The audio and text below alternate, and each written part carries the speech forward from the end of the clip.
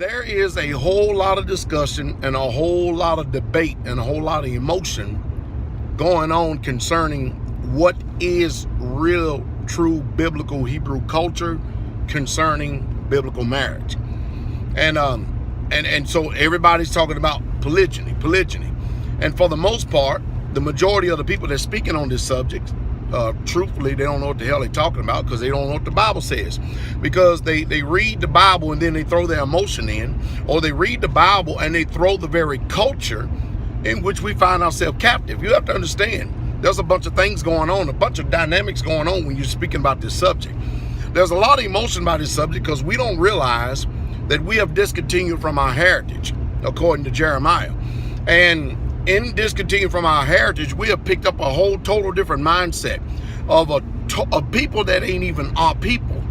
The Greeks, the Romans, the Europeans. That's just all there's to it. And we've been given designations called Americans, so we're so far removed from our culture we don't even know it. But what I want to do is I want to change the discussion for a minute. Give me, or give all of us out here, especially all those of you who champion that monogamy is God's prescribed way or Yah's prescribed way, because I don't see that in the Bible.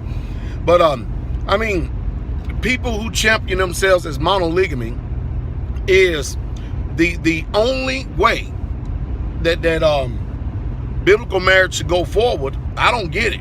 70% divorce rate in this country. People still getting raped and abused.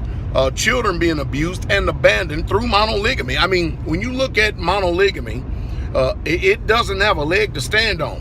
And everybody talks about all the problems that took place in polygyny. Listen, let's just be real. You see, a lot of times people don't even know how to argue. They don't even know how to approach these arguments, even, discuss these things intelligently. You can read in the Bible that there was all kind of problems, not only in polygyny, but the problems that started in this earth started from monogamy. I mean, look what Adam and Eve brought upon us. Sin, hell, and the devil. The first murder came out of monogamy. It's just sad. Look at the discord and the division that took place with Isaac and his two sons, Jacob and Ishmael. I mean, for people to sit up and try to champion monogamy as the best form of marriage that there is just nonsensical, because that is not what the Bible says. Moses is the one who wrote Bereshit, Genesis, Exodus, Shemot, Leviticus, Laikra, Numbers, Bamidbar, and Deuteronomy, Devarim. Moses wrote those books. And when Moses wrote those books, don't you know that this man knew exactly what Yah's will was? Even so much to the point that not only did he have Zipporah as a wife, Moses had 3 wives, 3 of them. And when he took the Ethiopian, of course, you had Aaron and you had Miriam, who had the same attitude as a lot of people today is trying to discuss this. They're taking issue with Yah's program.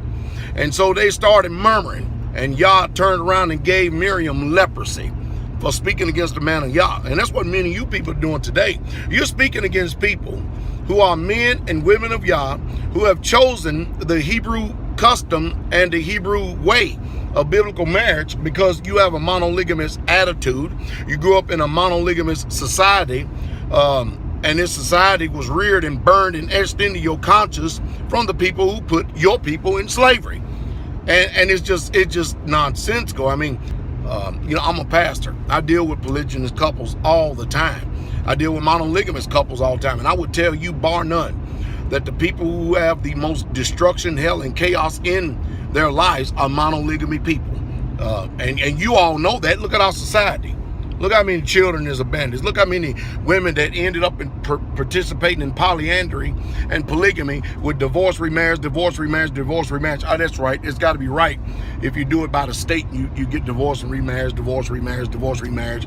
And then you have 4, 5, 6 children by 3 or 4 different men. As long as you do it by the state, divorce, remarriage, divorce, remarriage. I mean, it's just ridiculous. It's nonsensical.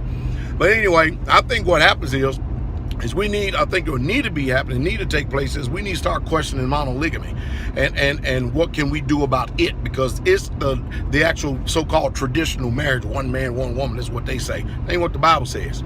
That's what they say. And what we need to do is we actually need to get them to prove their point, why it's so perfect. And if it's so perfect, why all this hell is coming from it. And that's just the truth, and that's the true straight way.